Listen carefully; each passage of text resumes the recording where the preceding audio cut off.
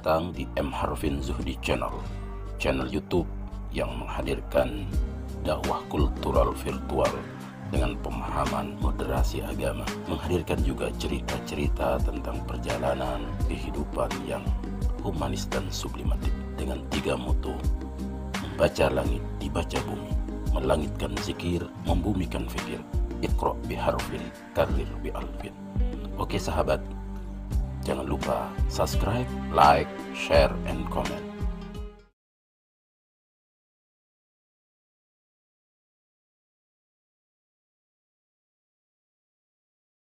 Assalamualaikum warahmatullahi wabarakatuh. Selamat sore, TV Nusa Tenggara Barat. Pada hari ini berjumpa kembali dengan saya Cai di acara NTB Gemilang. Tentu pada topik yang berbeda dengan topik-topik lain. Sekarang kita akan bahas tentang tentu isunya nasional, bahkan transnasional. Akan kita bahas topik kita pada NTB Gemilang ini, ancaman ideologi transnasional. Selama 1 jam kita akan berdiskusi berdiskusi dengan narasumber kita yang sudah kita undang, yang memiliki kualifikasi untuk berbicara tentang isu-isu transnasional.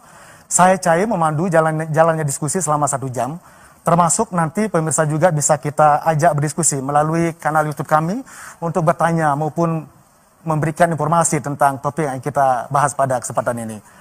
Saya sapa dulu siapa narasumber kita. Pertama saya ucapkan selamat datang pada Pak Insinyur Wahyudi Adi Siswanto MSc. Beliau adalah Kabinda Nusa Tenggara Barat. Assalamualaikum Pak Kabin. Waalaikumsalam warahmatullahi wabarakatuh. Yang kedua ada Bapak Dr. M. Harvin Zuhdi MA. Beliau adalah akademisi UIN Mataram. Assalamualaikum Pak Dr. Harvin. Waalaikumsalam warahmatullahi wabarakatuh. Dua narasumber kita, Pak Kabinda, tentu ini kan isunya termasuk yang kita diskusi adalah jarang kita diskusikan. Termasuk narasumber juga jarang-jarang muncul ke publik. Nah, hari ini kita akan bicara tentang ancaman ideologi transnasional. Bicara tentang ancaman ideologi transnasional, tentu ini juga menjadi salah satu wawasan kebangsaan kita di tengah bergumulnya heterogenitas yang maha majemuk kita di Indonesia. Indonesia termasuk NTB memiliki karakteristik unik, bahkan di situ saya sebut juga multiple, beragam kebudayaan, beragam suku agama, bahkan beragam identitas. Nah hari ini multikultural dan pluralitas akan kita coba angkat. Mungkinkah dengan pluralitas ini membawa kita pada keburukan atau bertuburukan? Kita ingin melihat bagaimana konsensus kesepakatan masyarakat, bangsa, dan negara ketika di awal-awal berdirinya tanah dan bangsa kita. Termasuk nanti kita coba akan lihat apa korelasi bulan Juni sebagai hari lahir Pancasila, 6 Juli sebagai lahirnya Bung Karno. Apa korelasinya? Kita bicara pada kesempatan ini. Saya akan mengajak diskusi selama 1 jam narasumber kita tentang ancaman ideologi transnasional. Topiknya pun berat. Apa sebenarnya ideologi transnasional? Saya sapa dulu Bapak Wahyudi Adi Siswanto. Silahkan dijelaskan dulu. Saya juga bingung apa sebenarnya istilah ideologi transnasional. Silakan Bapak. Ya, terima kasih Pak Cai. Jadi secara singkat, transnasional itu adalah sebuah ikatan yang lintas bangsa sebetulnya. Dan itu bisa ditinjau dari secara ideologi, secara politik, ekonomi, sosial, dan budaya. Dari beberapa ini, dari terminologi umum atau etimologisnya itu dari sisi sosial budaya sudah disampaikan oleh Thomas Friedman bahwa transnasional sebuah jenis sistem sosial akibat adanya globalisasi di yang disebut dunia tanpa batas itu. Kemudian dari Randolph Bourne meninjau secara budaya itu bahwa komunitas yang dibangun atas dasar kesamaan budaya. Namun sesungguhnya transnasional pernah disindir oleh Bung Karno ketika bicara soal kelahiran Pancasila dalam sidang BPUPKI dengan nama kosmopolitisme. Itu tinjauan politis karena adanya banyak diaspora Cina waktu itu menyinggung salah satu anggota BPUPKI bahwa kosmopolitisme itu berbahaya. Nah, jadi sebuah kekuasaan politik dunia. Nah, jadi dalam satu kekuasaan politik itu dari sisi politis. Demikian. Dan itu secara teoritis juga. Iya. Oke. Ini kalau kita bicara ideologi transnasional ini juga bagi masyarakat generasi muda mungkin baru-baru didengar. Padahal bisa saja ideologi transnasional ini sudah lama. Mungkin 1 abad sebelumnya, sebelum 21 Basi misalnya. Apakah ini juga menandakan bahwa ini ideologi baru ataukah ideologi lama ideologi lama yang baru kita dengar, Bapak. Betul. Jadi sebetulnya transnasional itu sebuah gerakan, bukan pahamnya sebetulnya kosmopolitisme. Jadi sebuah gerakan yang sesungguhnya didasari oleh keinginan hegemoni terhadap dunia. Jadi hegemoni menguasai dunia itu sudah dimunculkan dari berabad-abad yang lalu. Baik dari Cina, Inggris, semua berusaha menguasai dunia. Dan saat ini muncul itu karena adanya globalisasi atau zaman informasi menurut Alvin Toffler itu memberi peluang baru. Sehingga ikatan dunia menjadi gampang untuk disampaikan baik secara ideologi, politik, sosial, budaya itu lebih gampang. Nah, ideologi transnasional ini kan beragam bentuk ya Pak ya. Pertanyaan saya sebelum kepada Dr. Harpin, apakah gerakan transnasional ini berbahaya tidak bagi masyarakat dan negara? Transnasional itu ada dua, ada yang radikal dan non radikal. Oh ya, radikal. Dan non radikal. Yang radikal itu yang berbahaya karena radikal itu ada istilah Gus Dur akan merubah sistem, mencabut. Jadi kan non radikal ada gerakan kesehatan transnasional, ada komunitas sosial transnasional gitu. Demikian. Oke, baik, ini menarik. Saya akan coba minta komentar Pak Dr. Harpin Zuhdi. Banyak riset maupun penelitian yang sudah dilakukan berkaitan dengan isu-isu internasional. Tadi disebutkan ada tipologi gerakan ideologi internasional. Satu yang berbahaya dan satu biasa-biasa saja. Dan itu tidak mesti kita diskusikan. Nah, sekarang yang berbahaya, kalau kita amati sebenarnya di NTB ini juga apakah masuk gerakan ideologi internasional kita? Oke, terima kasih Bang Cai. Kalau kita petakan sebenarnya ideologi transnasional ini dapat kita breakdown menjadi paling tidak 3 kelompok besar. Pertama adalah ideologi komunisme sosialisme. Kemudian ideologi liberalisme, ketiga ideologi Islamisme, khilafahisme. Jadi 3 ideologi besar ini dalam konteks konstelasi geopolitik saat ini saling bertarung. Ya, ideologi komunisme sosialisme pernah memiliki pengalaman, kita memiliki pengalaman buruk. Tragedi kemanusiaan yang paling kejam yang melanda negeri ini ketika terjadi pemberontakan G30 SPKI. Ini ideologi transnasional, komunisme, sosialisme. Ini ancaman, ya. Mereka underground bergerak terus tapi ideologinya berkembang. Nah, kemudian yang kedua, ideologi liberalisme ini yang dimotori oleh negara barat, terutama Amerika dengan kapitalisme.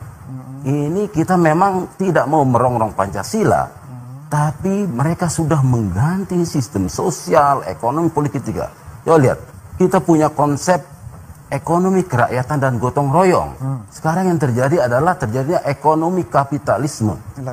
Penguasaan sumber-sumber daya itu dikuasai oleh segelintir elit-elit. Dan itu dimonitor oleh kapitalisme liberalisme. Ini berbahaya. Ya. Yang ketiga, ideologi Islamisme atau khalifahisme. Ini yang saya ingin katakan tentang ideologi Islamisme ini adalah ideologi yang orientasinya adalah ideologi politik kekuasaan tanpa mengarah pada aspek spiritual dan doktrin agama. Nah, jadi ini yang bahaya. ISIS masuk di dalamnya, kemudian Jamaah Islamiyah dan HTI. Nah, ini masuk semua. Oke, saya kira itu 3 peta besar dalam konteks ideologi transnasional. Oke, tidak ada 3 hal yang disebutkan, ada komunisme, liberalisme dan khalifahisme. Nah, ini isme-isme baru yang barangkali juga masyarakat juga memahami. Di antara ketiga ini, mana sebenarnya yang paling membahayakan bagi keutuhan berbangsa dan negara kita, Parvin? Baik, jadi yang paling berbahaya dan pernah kita punya pengalaman pahit tragedi kemanusiaan zakat kelam itu adalah komunisme. Nah, komunisme sosialisme itu, iya, itu memang mereka ateis, tidak beragama. Dan kalau sosialisme itu orang nggak punya properti, tidak punya kepemilikan terhadap suatu properti, benda dan sebagainya milik negara. Tapi ada perkembangan menarik sekarang dalam konteks komunisme ini, ya. Cina yang ideologinya komunisme sudah cair, dia menggunakan kapitalisme berkolaborasi dengan liberalisme. Nah, kapitalisme sekarang coba akhirnya terjadi begitu masifnya industri-industri di Cina. Ya. Kemudian Amerika juga mencoba melakukan, nah inilah namanya proses saling memasuki. Nah, kalau Islamisme saya lihat ini adalah, atau khalifisme terutama itu adalah ingin melakukan pemaksaan ideologi dengan politik kekuasaan. Mereka merindukan masa-masa khalifah masa lalu. Jadi ini sebenarnya suatu yang utopia karena secara saat ini negara dibatasi oleh nation state, ada batas-batas wilayah. Bagaimana mungkin membuat khalifah dan siapa?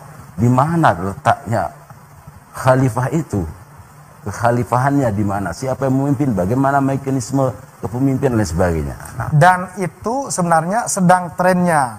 Kalau misalnya Pak Wahyudi melihat tren-tren membangun kekuasaan politik berbasiskan di luar pada azas nasional state kita, misal Pancasila, apakah ini menandakan bahwa kita juga mestinya harus kita memberikan atensi pada mereka? Betul, jadi transnasional sebagai sebuah gerakan politik itu berbahaya karena dia akan, namanya saja transnasional, jadi dia sesungguhnya menolak konsep nasionalisme. Jadi mereka lebih suka satu saja, tidak ada terpeta-peta dalam satu nasional state. Artinya tidak menggunakan ideologi yang Indonesia gunakan. Tidak, jadi mereka menolak konsep negara sesungguhnya. Itu yang bahaya. Maka bagaimana caranya sekarang instrumen negara menghadapi, misalnya ada institusi atau seseorang yang melakukan misalnya perlawanan baik secara institusi maupun pribadi, lalu bagaimana caranya Kabinda memonitor, membangun kesepahaman dengan masyarakat NTB, dengan pemerintah, dengan masyarakat kita, dengan tokoh-tokoh agama, sehingga instrumen yang kita pakai itu memiliki kontribusi terhadap penguatan jejaring keindonesiaan kita, Pak? Betul sekali, ini pertanyaan bagus ini. Jadi memang tugas kita adalah bagaimana membangkitkan kembali rasa nasionalisme. Kita tidak saja cukup berbicara wawasan nasionalisme atau bicara bagaimana membangun semangat nasionalisme, tetapi rasa nasionalisme. Jadi kembali pada budaya sebagai cipta, rasa, karsa. Cipta itu wawasan, wacana, segala macam. Rasanya ini yang belum terbangun. Nah, maka bicara karsa atau semangat ini menjadi tidak esensial gitu. Itu nasionalisme ini yang harus kita bangkitkan kembali. Kalau kita lihat Pak Kepala, ini saya lagi oret-oret juga, pertanyaannya pun baru muncul. Kalau kita lihat ini kan cepat saja mempengaruhi karakter maupun mempengaruhi seseorang.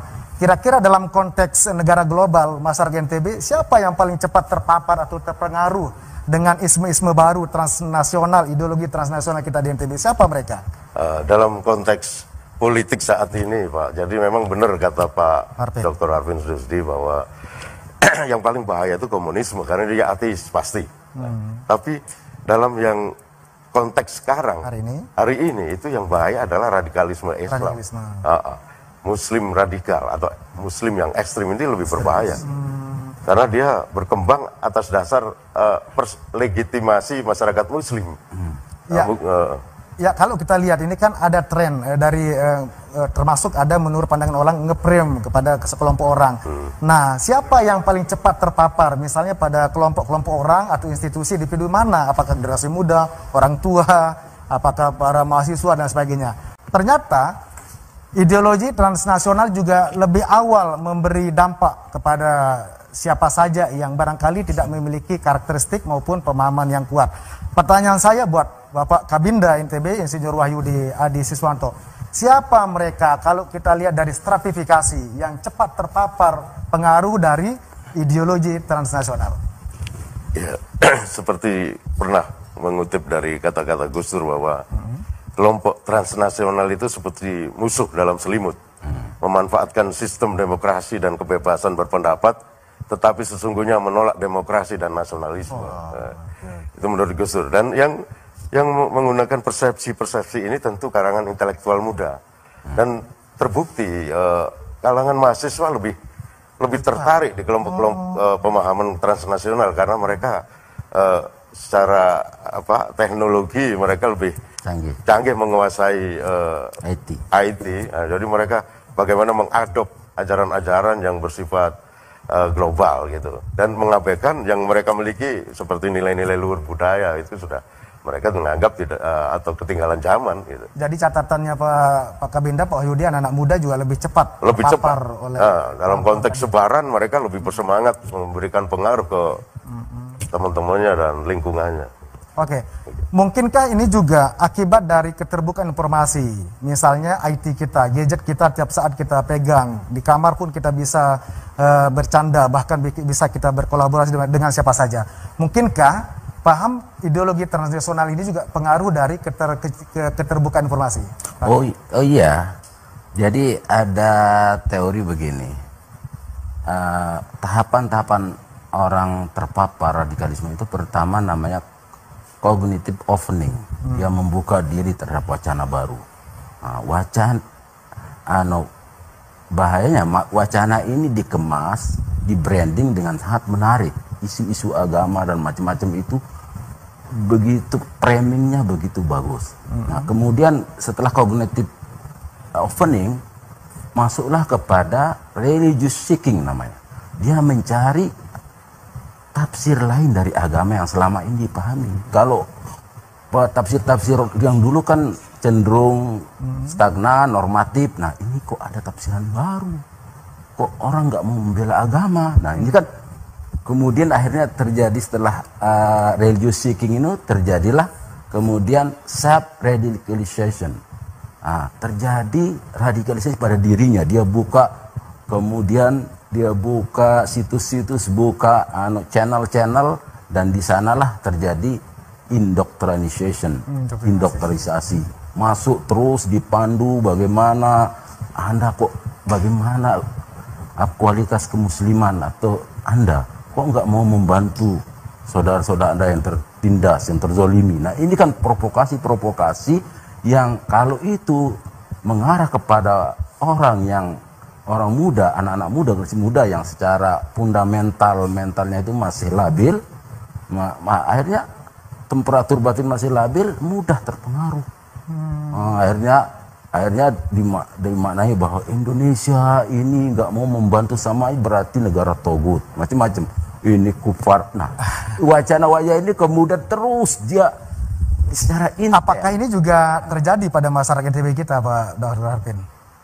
Apakah di NTB juga masyarakat kita juga demikian? Iya. Oke, kalau iya, mengapa itu bisa terjadi? Lalu bagaimana sebenarnya bentuk penanganannya? Betul. Sehingga tidak terlalu jauh dari spirit agama atau spirit negara yang sudah dibangun oleh padir-padir kita, Pak. Bagus. Jadi sesungguhnya masyarakat NTB, khususnya masyarakat Lombok, negara NTB itu 70% terdiri dari suku Sasak sebetulnya.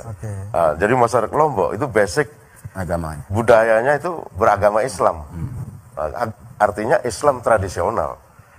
Kelompok Islam tradisional ini dari makanan empuk ajaran-ajaran transnasional ini. Dari kajiannya begitu iya, hasilnya. Betul. Jadi mereka menganggap ini ada agama baru yang menawarkan artinya alternatif ideologi yang lebih modern, yang lebih mereka selama ini nampak ketinggalan menjadi lebih modern gitu. Mereka begitu berpikirnya. Tapi catatan Pak Wahyudi, apakah NTB juga sudah ada catatan tersendiri bahwa masyarakat kita juga banyak yang sudah terpengaruhi oleh identitas yang disebut dengan ideologi internasional? Betul. Jadi gampang saja ngukurnya mapping politik pada Pilpres 2019 yang lalu. Bisa jadi kurang. Iya. Jadi itu semuanya kita kalah di 10 kabupaten kota karena pengaruh ajaran ideologi masyarakat Muslim ini, selain transnasional gitu. Jadi mereka menganggap ada kelompok Muslim modern yang lebih menjanjikan secara politik begitu. Oke. Nah, kalau kita lihat ini kembali, Pak Harpin Zudi, sudah kita monitor. Ternyata memang di satu sisi tadi memang coba antara politik dan agama ini juga berhubungan. Nah, tadi disebutkan agama juga menjadi tautan atau yang dijadikan instrumen dalam melakukan apa saja. Nah, sekarang mengapa seringkali agama diidentikan dengan gerakan-gerakan radikal atau gerakan-gerakan yang dipengaruhi oleh ideologi internasional? Mengapa tidak institusi-institusi lain? Bahkan seringkali, maaf saya sebut saja, Islam seringkali dituduh, dibuat frame. Kenapa demikian, Pak? Ya, karena secara natural orang kembali ke agama. Nah, ini adalah fondasi paling fundamental bagi setiap orang agama. Nah, kalau agama ini kemudian dipolitisasi, dimainkan, maka itu akan sangat cepat menarik respon dari masyarakat. Ini bahaya, terjadi politisasi agama. Dan itu terjadi. Ya terjadi. Dan Al-Quran mengingatkan, wala tashtaru bi ayati tsamanan qalila. Jauh-jauh hari Al-Quran Allah mengingatkan, jangan sekali-kali kalian menjual belikan ayat-ayatku dengan harga yang murah. Ya. Ini bahaya ini. Nah, kalau kita lihat sekali lagi Pak Harpin, kita harus memiliki semangat membangun Indonesia yang bermartabat. Hari ini sebenarnya kita juga dikejutkan dengan banyak gerakan-gerakan yang mencoba menginfiltrasi atau mempengaruhi, saya sebut saja mempengaruhi gerakan atau wacana masyarakat kita, generasi muda kita. Bagaimana kontribusi tokoh-tokoh misalnya untuk membangun kekuatan sehingga ideologi transnasional ini tidak serta-merta diterima oleh masyarakat? Apakah ada perlawanan secara institusional maupun secara literatur maupun akademis, Pak Harpin? Ya, perlawanannya tetap ada. Kita harus melakukan apa yang disebut dengan revitalisasi, menghidupkan kembali nilai-nilai, norma-norma agama dan kearifan lokal yang kita miliki. Yudi Latif, Ketua BPIP itu pernah mengatakan harus dilakukan revitalisasi Pancasila. Kunto Wijaya, intelektual muslim dari UGM itu pernah mengatakan untuk ini harus dilakukan radikalisasi Pancasila. Radik itu artinya akar. Kita harus membuat akar-akar pondasi yang kuat sehingga Pancasila ini kokoh. Nah, satu lagi kita harus melakukan critical thinking, berpikir kritis terhadap segala hal yang masuk. Karena kita sudah memiliki bangunan ideologi Pancasila yang ground normnya itu adalah religius, agama, dan kearifan masyarakat. Pak Harpin, saya tanya kembali, termasuk singkat saja, apakah Pancasila hari ini sedang mengalami perlawanan dari sebagian atau kelompok orang? Iya apa tidak? Oh iya. Oh iya, kalau menurut Pak Kabinda, apakah demikian juga? Oh, betul. Betul, nah kalau betul sekarang, ini kan kita punya etalase. NTB adalah etalase internasional. Tumbuh kembang, hadir, dan berinteraksi masyarakat global di sini. Nah, mau tidak mau pasti ada interaksi dari mana saja datang, melalui medium apa saja. Tadi disebutkan lewat media sosial, termasuk lewat jejaring-jejaring lainnya. Bagaimana caranya sekarang mempersiapkan ke-NTB-an kita, ke-Indonesiaan kita pada basis Pancasila, sehingga kita tidak dirongrong oleh paham-paham baru yang membahayakan kedaulatan berbangsa kita? Bagus. Jadi kita harus waspadai dulu. Gerakan transnasional ini selalu menggunakan ikon-ikon solidaritas dunia. Dalam konteks ini adalah konflik Palestina-Israel. Ini menarik. Begitu ada konflik seolah-olah orang Islam terus solidar terhadap Palestina. Tidak dipahami bahwa di Israel itu ada beberapa persen, lebih dari 20% itu beragama Muslim, beragama Islam. Dan Palestina sebagian beragama Yahudi. Jadi mereka tidak paham. Maka harus dipisahkan dulu ini konteks agama atau politik. Ya, begitu. Jadi kalau sudah paham itu bahwa kita agama ini seperti yang diajarkan oleh agama Islam, tidak ada kekerasan. Seperti tadi melanjutkan acara tadi itu, Islam rahmatan lil alamin. Jadi ciri-ciri agama Islam adalah kasih sayang. Dan dia akan melindungi semua agama. Itu yang nah, harus sekarang dalam konteks ke-NTB-an, sebentar lagi kita punya kegiatan-kegiatan berskala internasional. Betul. Bisa saja terjadi persinggungan, saya sebut bukan persinggungan pemberontakan, artinya ada persinggungan positif yang mereka mungkin sebut positif, tapi ada pertautan antara kepentingan hegemoni ideologi internasional dengan masyarakat lokal. Bagaimana caranya sekarang masyarakat kita, NTB kita coba mampu mengurangi, memfilterisasi, sehingga tidak cepat terpengaruh oleh paparan-paparan yang kita sebutkan di awal, Pak. Betul, ini menarik, Pak Cahaya. Jadi khusus untuk Binda itu punya program namanya Lombok Mercusuar. Ya, apa itu, Pak? Lombok Mercusuar ini mengangkat adat istiadat Sasak ini untuk dijadikan semacam mercusuar atau petunjuk bagi adat yang lain. Dan ternyata saya pelajari, maka saya sengaja menggunakan baju Sasak ini, Pak. Sapu, Karena saya kekaguman saya pada adat Sasak. Ada beberapa catatan saya bahwa adat ini satu tentang Trapsila katanya, tata kerama hubungan manusia dengan Tuhan.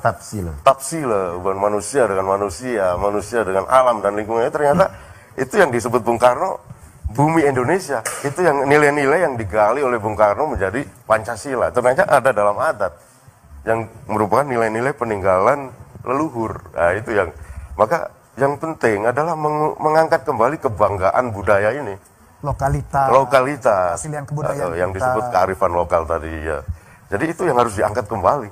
Baru itu bisa mengcounter masuknya pemahaman baru yang berbahaya. Berarti bukan dianggap, membuktikan bahwa pemahaman yang bukan ideologi lokal wisdom kita, itu sebenarnya lokal wisdom kita membahayakan atribut ke masyarakat kita. Kira-kira begitu Pak ya? Local wisdom justru menghidupkan kembali kebanggaan berbangsa. Oh gitu. Jadi ini harus kita perkuat ya. Baik, ini menarik. Sejauh mana sebenarnya kontribusi masyarakat kita, kelompok komunitas masyarakat adat dan lain sebagainya, membangun kesepahaman sehingga mampu kita coba urai di tengah banyaknya kepungan ideologi internasional. NTB juga magnet bagi mereka untuk bercokol dan bertandar di Nusa Tenggara Barat maupun tanah kita Nusa Tenggara Barat. Sebelum saya sapa dulu para komentator kita yang memperhatikan diskusi kita. Di sini ada 17 pemirsa yang menyaksikan acara kita di live chat YouTube. Saya sapa dulu. Terima kasih Pak Was Zaimi, Ibu Munira, Husnul, Ali Fikri. Saya sebut saja ada dari Fuku Kanvas. Ada bertanya juga ini nanti, tapi ada hubungannya enggak ini? Bagaimana menurut pandangan Anda tentang feminisme? Mungkin ada isme-ismenya nanti dijawab Pak Harpin yang jawab ini ya. Ini mantap nih, Masya Allah. Aku bangga jadi orang Sasak, ini bagus ya. Ada juga Sasakku, Sasak kita beradab dan berbudaya. Yang terakhir, silaturahmi antar komunitas masyarakat perlu terus diadakan, baik tidak atau ada mau tidak yang masalah yang akan datang tetap kita lakukan silaturahmi. Baik, komentar dulu kita sapa karena mereka juga mungkin tingkat pendidikan mungkin menghubung-hubungkan. Tadi disebutkan feminisme, mungkin jelaskan sedikit aja walaupun ini bukan core kita udah bahas. Ya. Arvin? Oke, feminisme sebenarnya bagian dari ya bisa masuk kategori transnasional, ideologi transnasional karena isunya itu berangkat dari Barat. Nah, ini berbahaya karena feminisme juga harus kita kritisi. Nah, apapun dari manapun selama itu masih dalam koridor nilai-nilai agama dan kearifan lokal, oke, kita terima. Tapi kalau sudah mencerminkan nilai-nilai luar, apalagi jauh dari norma-norma agama, kita harus tolak. Apa contohnya yang kita tolak dari istilah feminisme ini, Pak Arvin? Mungkin feminisme ini kan contohnya mana kira-kira? Contohnya saya kira kebebasan. Nah, sampai kebebasan saat ini yang kita lihat di media sosial itu kebebasan perempuan ingin berekspresi dengan TikTok iya. Jadi TikTok itu bahaya juga. Oke. Jadi ini ya saya kira sampai di situ aja pertanyaan Anda, jawaban dari Dewi Fuku Kanvas. Baik Pak Wahyudi, kita bicara tentang bagaimana merajut harmoni. Tentu ideologi transnasional ini kan ingin merusak harmonisasi yang telah berkembang. Harmoni yang telah berkembang, yang sudah dibangun, dirajut oleh nenek moyang kita sejak dulu kala, sejak masa Nusantara. Sekarang, sejauh mana Bapak membangun kegiatan Lombok Mercusuar misalnya? Lalu bagaimana penerimaan masyarakat ketika ideologisasi internasional berjalan, termasuk membangun wacana-wacana lokalitas berbasis lokal berjalan juga. Bagaimana tanggapan mereka, Pak? Oh, betul. Jadi harus kita bedakan dulu gerakan agama atau gerakan ideologi dengan gerakan politik. Gerakan transnasional ini gerakan politik. Jadi tidak bisa disandingkan dengan paham-paham yang lain. Ini gerakan politik. Gerakan politik itu fungsinya adalah memecah belah, mengadu domba, menghancur, leburkan republik ini. Kita coba sekarang, yang sekarang lagi tren ini adalah bagaimana konflik Palestina-Israel itu dijadikan komoditas politik di sini. Apakah Bapak melihat itu dijadikan objek dan menggerakkan, memobilisasi masyarakat? Iya, jadi mereka akan berpikir bahwa yang mendukung Palestina adalah kelompok yang katakanlah sudah punya coupling surga gitu kan dari gitu. Yang tidak mendukung pasti mereka sudah bukan Islami lagi kan gitu. Jadi ini diadu domba konflik ini dan menjadi tren di sini. Oh, kita juga korban juga di situ, Pak. Iya, betul. Nah, bagaimana caranya Bapak biar kita tidak diadu betul. dalam Jadi, konteks ini? Betul Pak Cahyo. Jadi kita harus pahami dulu bahwa di Israel itu ada ini konteks intelijen ya. Ada 3 badan intelijen. Kalau di kita adanya fungsi penyelidikan, pengamanan dan penggalangan. Kalau di Israel itu ada aman, itu disebut intelijen militer. Sebetulnya dia himpunan besar dari semua dinas rahasia di Israel. Jadi fungsinya adalah penyelidikan. Dia mengumpulkan atau information gathering, mengumpulkan semua informasi untuk diolah dan kemudian disajikan dalam bentuk intelijen. Itu aman namanya. Kemudian Mossad. Mossad itu sebenarnya fungsi penggalangan. Dia bergerak di luar negeri. Dia melakukan pengaruh-pengaruh di luar negeri. Kemudian Sabah namanya. Sabah ini pengaman. Dia counter semua. Dia bongkar. Dia hentikan semua kegiatan yang melawan Israel.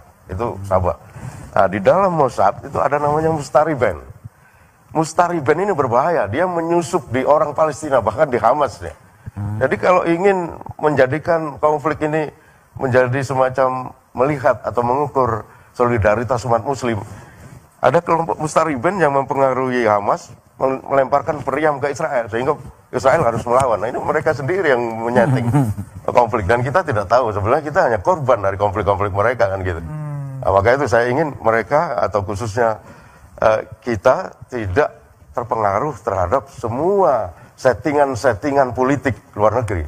Untuk itu kita harus kembali pada dasar kita adalah menghargai nilai-nilai adat budaya kita sendiri, demikian. Termasuk tetap menjunjung tinggi Undang-Undang Pancasila. Tentu, karena Pancasila itu sendiri sesungguhnya menurut Bung Karno digali dari nilai-nilai luhur bangsa yang sesungguhnya adalah adat dan budaya itu. Kalau misalnya begini, apakah menandakan bahwa institusi baik itu perorangan maupun institusi yang tidak berlandaskan pada Pancasila dan Undang-Undang masuk dalam kategori yang kita sebut radikal, yang merongrong kewibawaan, atau ini juga segera kita memberikan edukasi pada mereka sehingga tidak menjadi misalnya gangguan-gangguan baru di bangsa kita. Jadi gampang saja melihat ciri gerakan mereka. Mereka menolak nasionalisme dan demokrasi. Padahal itu Pancasila, demokrasi ada di sila keempat, nasionalisme ada di sila ketiga. Jadi mereka tolak itu. Nah, itu saja. Itu sudah berarti sudah melanggar Pancasila. Maka tidak heran pada 2016 ada 2.500 mahasiswa yang catatannya adalah mereka mempunyai nilai-nilai terbaik melakukan deklarasi khilafah Islamiyah. Itu berbahaya. 2.500. Mereka akan disebar semua sebagai guru-guru ngaji. Mereka sudah militan sekali dan itu berbahaya kalau dibiarkan. Di NTB apakah dalam catatannya masih biasa atau sudah levelnya gimana Pak? 1, 2, 3 masih alhamdulillahnya. biasa? Parah, gimana betul. Ini?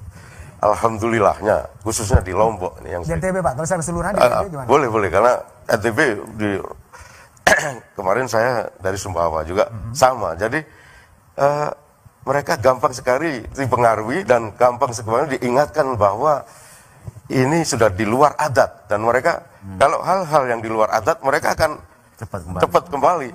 Itu ciri-ciri orang sasak di situ. Jadi mereka tidak mau dibilang tidak tahu adat itu tidak mau. Itu ciri-ciri. Ini cocok. Saya juga akan mengkombinasi memberikan membaca dari tulisannya Bimo Al-Fatih. Saya sepakat nilai-nilai adat budaya sebagai solusi masalah di NTB.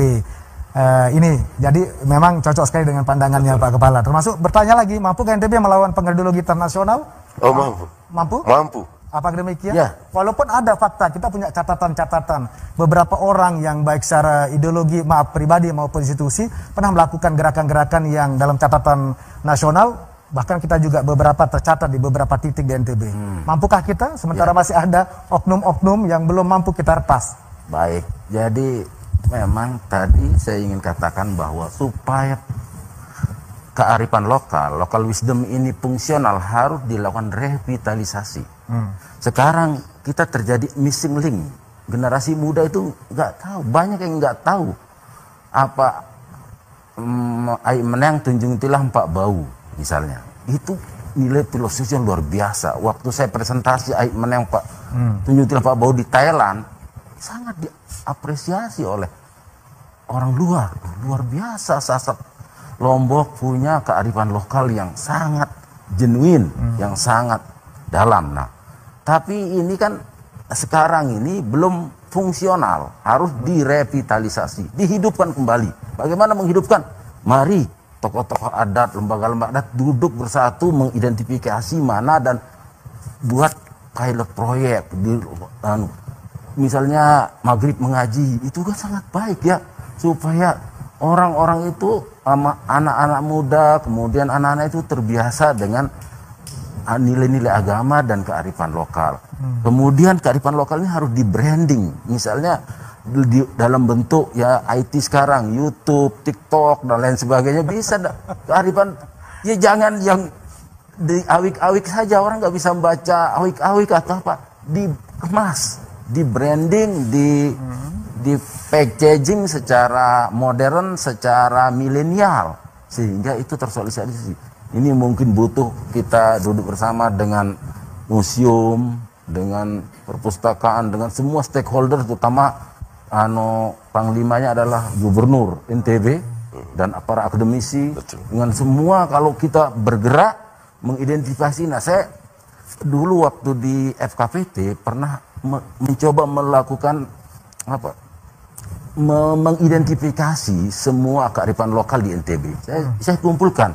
Nah, setelah itu hanya kumpulkan, belum ada follow up. Kita selalu bekerja nanti hanya Pak Wahyudi yang akomodir ini dan duduk di TVRI sebagai medium pertemuannya, saya kira perlu juga digagas kembali gagasan-gagasan para akademisi kita.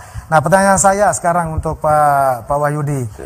Ada yang bertanya secara orang awam, bukankah namanya pluralitas, multikultur, berbeda-beda tapi tetap satu? Mengapa kami yang berbeda lalu misalnya tidak diberi kebebasan untuk berekspresi? Misalnya ideologi internasional. Ada pertanyaan yang demikian ketika masyarakat awam di pertemuan-pertemuan tertentu. Apakah ini menandakan perlu kita memberikan pemahaman kepada mereka yang dimaksud dengan kebersamaan itu yang mana sebenarnya dalam konteks keindonesiaan, Bapak? Iya, betul. Jadi kebebasan yang dimaksud adalah kebebasan yang tahu diri. Jadi tidak semua kebebasan. Kalau kebebasan yang dikenakan ke seseorang menyakiti orang lain itu tidak boleh.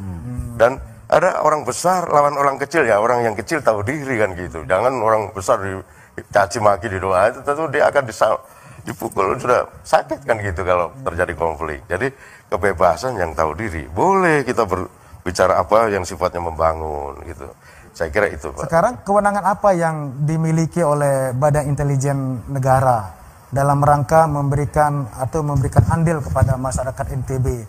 Tadi saya sebut memang ada benih-benih, bahkan kalau boleh saya sebut pernah ada yang ditangkap, kasus-kasus teror pernah di beberapa titik di NTB, saya tidak sebutkan di pulau-nya. Lalu peran BIN ini sejauh mana? Apakah mengintelijensi, memata-matai, memonitoring, atau ada proses-proses edukasi atau proses-proses lain yang mampu mengintegrasikan kebangsaan keindonesiaannya menuju pertobatan misalnya gitu, Pak? Betul. Jadi memang orang sering melihat bahwa intelijen pasti sifatnya spionase dan sifatnya hanya mencari informasi. Tidak. Seperti saya sampaikan, ada fungsi-fungsi penyelidikan, itu mengumpulkan informasi. Ada fungsi pengamanan, dia membongkar kejahatan. Ada fungsi penggalangan, dia conditioning sifatnya. Nah, dalam konteks ini, dalam konteks radikalisme, kita menggunakan 3 langkah seperti penyakit itu. Ada isolasi, ada imunisasi, dan ada vaksinasi. Detoksinasi, ada deradikalisasi. Terakhir vaksinasi. Vaksinasi itu imunisasi.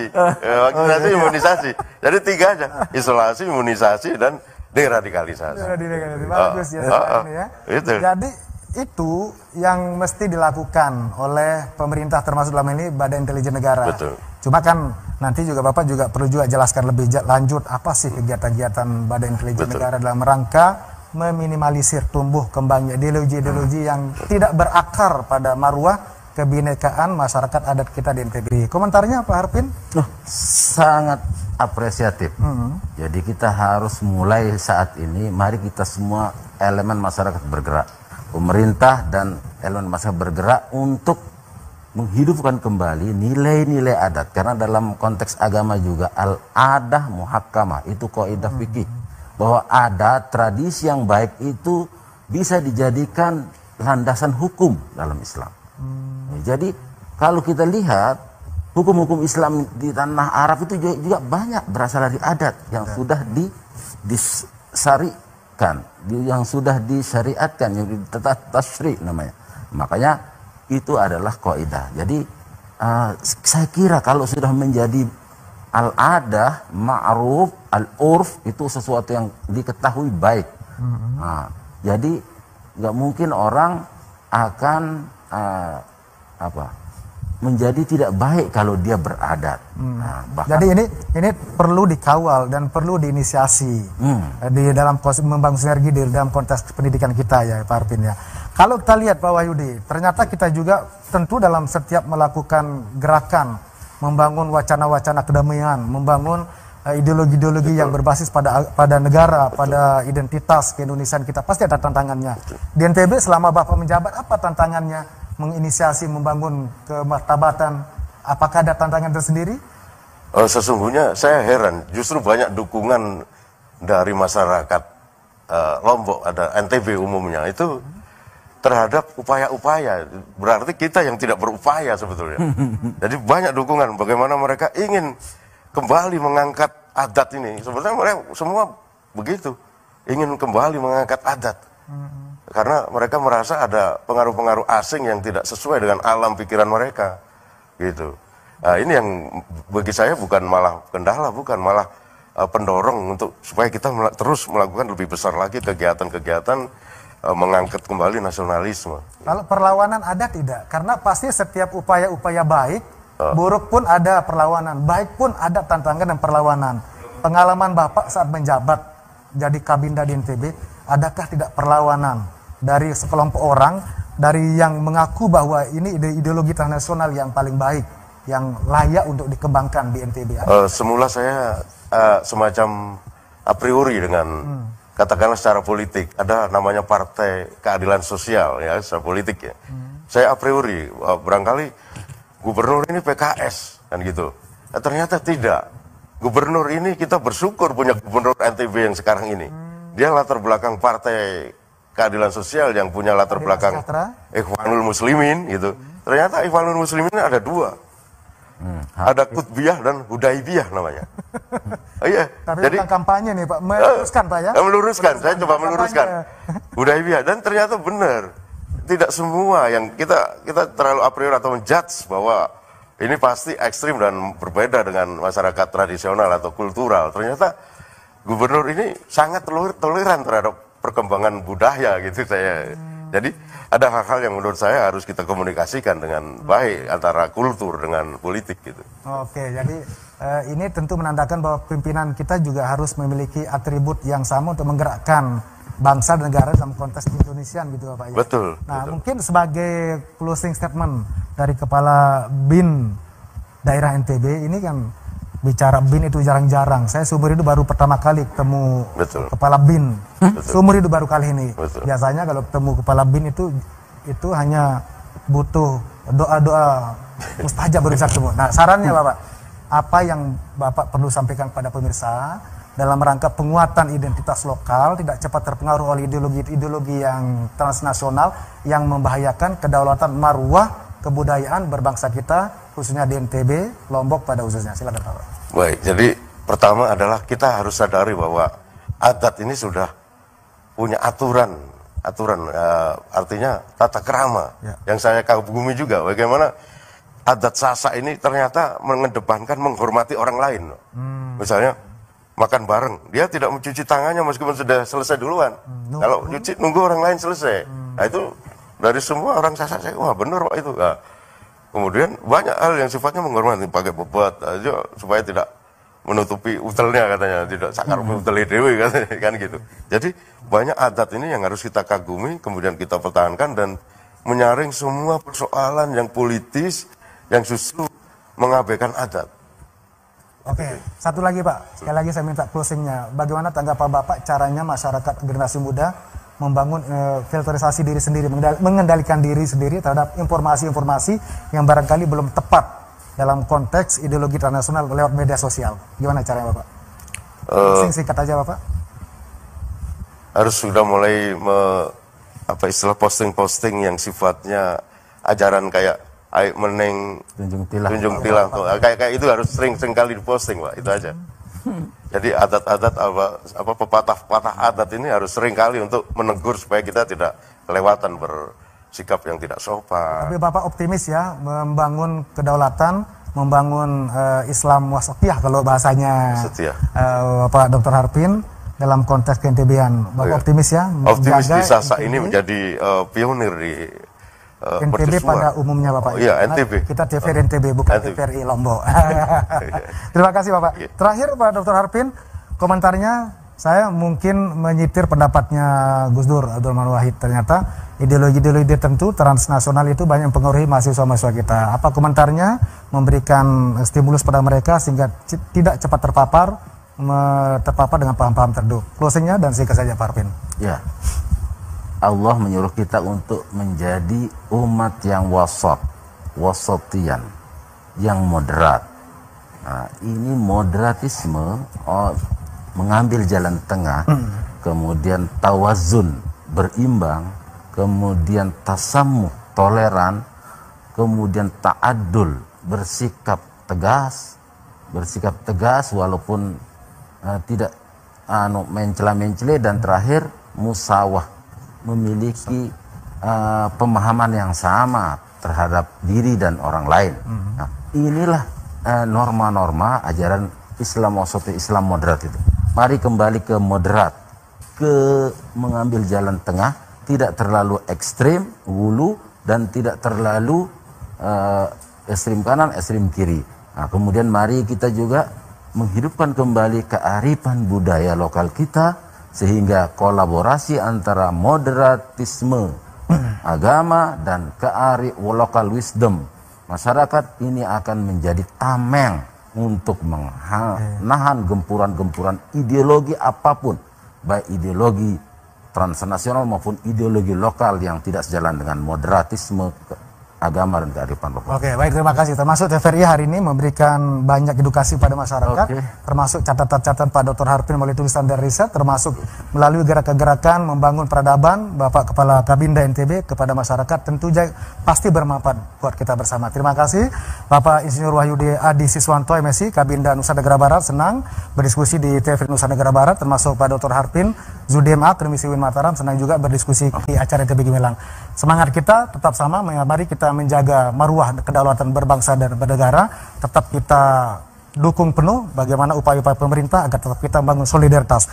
Topik kita hari ini sangat menarik, mudah-mudahan dan pasti bermanfaat. Terima kasih, saya Cai, selamat sore, assalamualaikum warahmatullahi wabarakatuh, dan sampai jumpa.